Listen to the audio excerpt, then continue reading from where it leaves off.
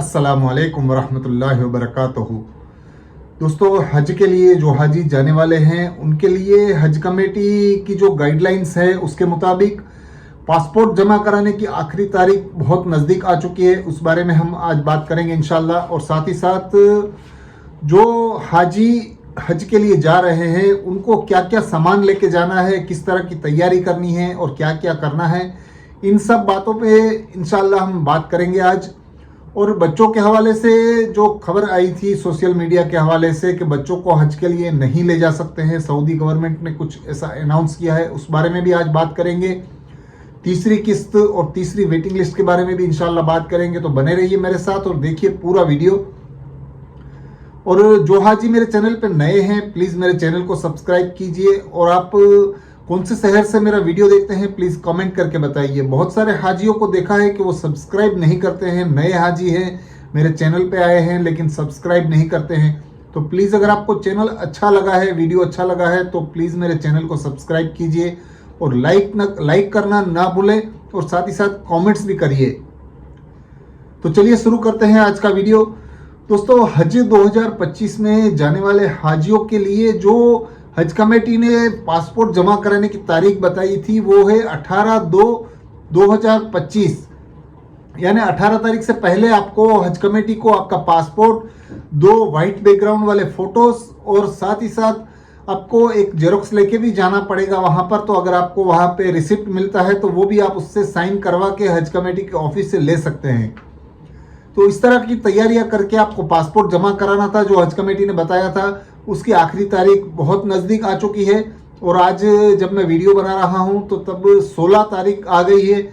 अभी सिर्फ 2 ही दिन बचे हैं और 2 दिन से पहले आपको ये जमा कराना है। कई हाजी ऐसे हैं आज भी मैसेज में सवाल करते हैं कि पासपोर्ट कहाँ भेजना है और पासपोर्ट के साथ साथ क्या क्या भेजना है, इस तरह के सवालात करते हैं क्योंकि अभी वक्त बहुत कम है और इस तरह के सवालात करने से आपका वक्त निकल जा रहा है। क्योंकि हो सकता है हज कमेटी ये तारीख आगे भी ना बढ़ाए, हो सकता है ये 18 तारीख आखिरी तारीख हो, उससे पहले ही आपको आपका पासपोर्ट जमा कराना है। बहुत सारे शहरों में बहुत सारी सुविधाएं भी दी गई हैं हज कमेटी की तरफ से।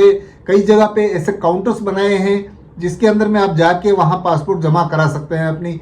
तो आप इतनी देरी ना करें और जल्द से जल्द अपने पासपोर्ट जमा करा दें।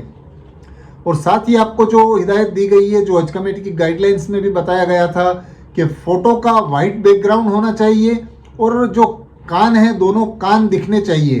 क्योंकि औरतें अगर पर्दा स्कार्फ बांध के अगर फ़ोटो खिंचवाती हैं तो कान अंदर रह जाते हैं। तो कान बाहर निकाल के आपको फ़ोटो निकलवानी है, मर्द हो या औरत, कान दोनों दिखने चाहिए। और साथ में ही फोटो का बैकग्राउंड भी वाइट होना चाहिए और कलर फोटो होना चाहिए। इस तरह के ज़्यादा फोटो निकाल लेने से आपको हर बार अलग अलग तरह के फोटो नहीं देने होंगे।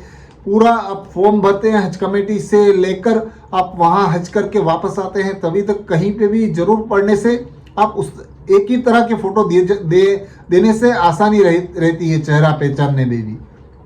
तो इस तरह की जो बहुत इंपॉर्टेंट जानकारियाँ होती हैं वो आपको ध्यान रखना है और जल्द से जल्द अपना पासपोर्ट जमा कराना है हज कमेटी को। और साथ ही साथ एक और खबर मैं बता दूं कि सोशल मीडिया के हवाले से खबर आई थी कि 12 साल के नीचे की एज के बच्चे को हज में अलाउ नहीं किया जाएगा इस साल। जो सऊदी और गवर्नमेंट ने एक गाइडलाइंस बताई है, ऐसा सोशल मीडिया के जरिए पता चलता है, जिसके अंदर में हज कमेटी ने फिलहाल अभी कोई ऐसा सर्कुलर नहीं निकाला है, ना ही ऐसी कोई जानकारी दी है। क्योंकि बहुत सारे हाजी अपने 12 साल से कम उम्र के बच्चों को भी हज के लिए जाने वाले हैं, तो उनके लिए थोड़ी परेशानी है। उनको ये समझ में नहीं आ रहा है कि अभी हम क्या करें, हज के लिए किस तरह से जाएंगे। तो अभी पूरी तरह से हमें इंडियन गवर्नमेंट या तो हज कमेटी की तरफ से ऐसी कोई गाइडलाइंस नहीं आई है, हमें उसके लिए बेफिक्र होना है। क्योंकि हज कमेटी की तरफ से अगर ऐसा कोई होगा तो आपको इंशाल्लाह ज़रूर जानकारी दी जाएगी।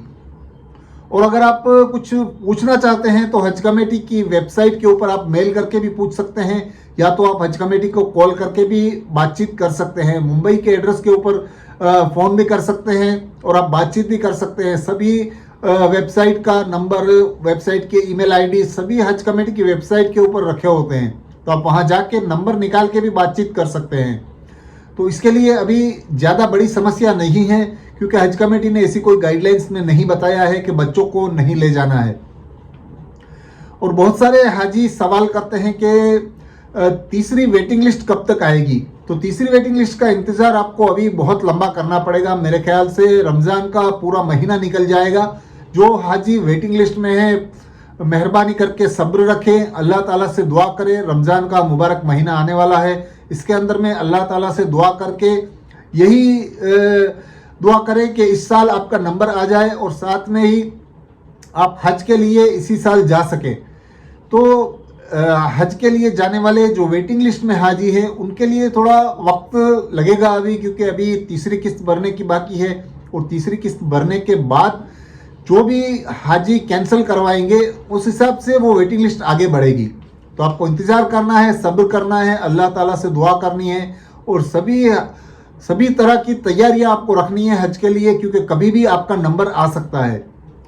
तो ये है वेटिंग लिस्ट वालों के लिए खबर। और साथ में ही एक और खबर मैं आपको बताता हूं कि जो तीसरी किस्त के इंतज़ार में बहुत सारे हाजी बैठे हैं कि तीसरी किस्त जल्दी आने से हम रमज़ान से पहले भर दें, तो तीसरी किस्त आने वाली है बहुत जल्द, लेकिन हज कमेटी की तरफ से फ़िलहाल कोई इन्फॉर्मेशन नहीं आ रही है कि रमज़ान से पहले आएगी या रमज़ान में आएगी। तो आप थोड़ा इंतज़ार कीजिए, अपने पैसों की तैयारी रखिए। आपको अंदाज़ा मैंने पिछले 2-3 वीडियो में बताया था किस तरह का अमाउंट आ सकता है, तो आप इस तरह की तैयारी करके रखिए और अपने अमाउंट को रेडी रख के आप तुरंत ही जैसे ही हज कमेटी की तीसरी किस्त भरने की आएगी तो आप पूरी किस्त एक साथ भर दीजिए, तो आपको आसानी हो जाएगी और आपका काम पूरा हो जाएगा हज के लिए जितने भी पैसे भरने के हैं वो।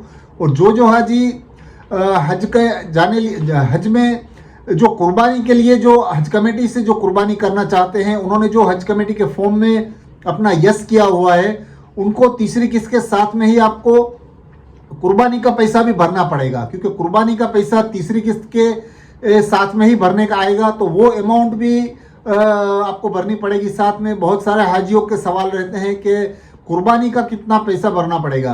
तो कुर्बानी का पैसा आपको मेरे हिसाब से बात करूं तो मेरा अंदाज़ा जहां तक है वो 16,000 के आसपास आ सकता है। एक हाजी को अलग अलग से ये पैसा भरना पड़ता है। अगर आप 2 हाजी जा रहे हैं या घर में से 3 जा रहे हैं या 4 जा रहे हैं, जितने भी हाजी जा रहे हैं सबको अपनी अपनी कुर्बानी का अलग से पैसा भरना पड़ता है।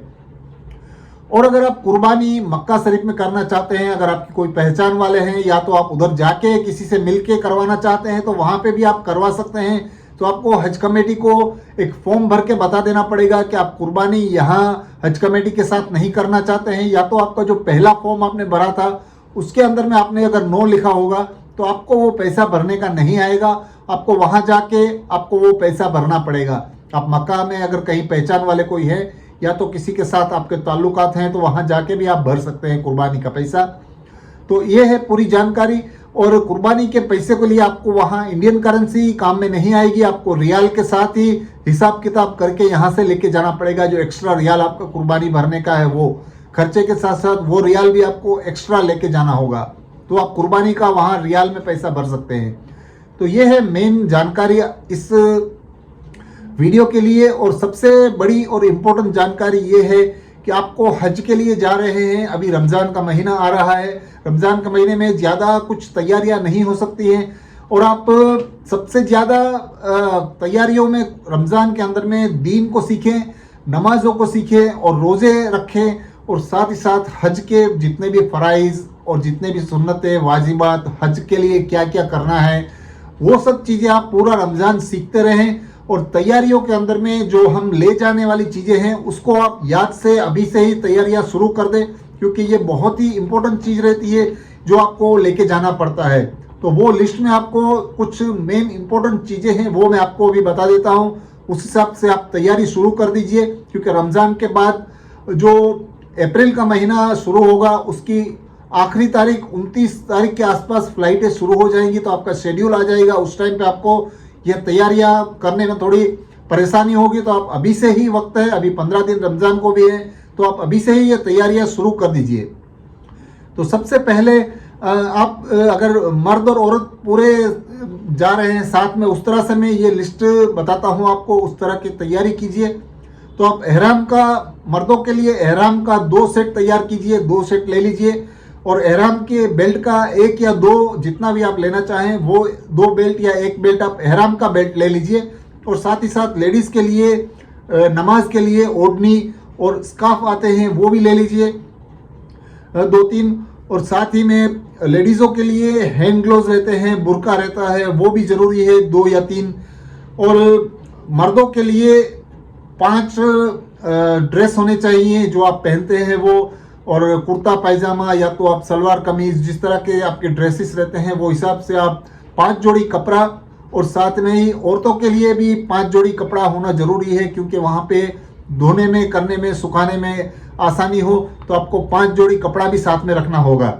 और साथ ही साथ आपको टॉवेल ले जाने हैं, हैंडकरचीफ ले जाने हैं 2-2, 4-4। और आपको बैग्स के लिए लॉक ले जाने हैं, चेन ले जानी है, कपड़े सुखाने के लिए नायलॉन के रोप आते हैं वो ले जाने हैं। और साथ में ही आपको छाता लेके जाना है, मार्कर पेन है, और आपको स्लीपर लेने हैं अच्छी क्वालिटी के, जो जेंट्स मर्दों के लिए वो 2 पट्टी वाले जो चप्पल आते हैं वो अच्छी तरह के, अच्छी क्वालिटी के होने चाहिए, जिसकी वजह से आपको टूटने से या गुम हो जाने से भी परेशानी ना हो। अच्छी क्वालिटी का लेना चाहिए। तो इस तरह की 2 जोड़ी भी लेनी चाहिए चप्पल की, जो स्लीपर रहते हैं उस टाइप के, क्योंकि उम्रा के वक्त आपको वो स्लीपर पहनना पड़ेगा।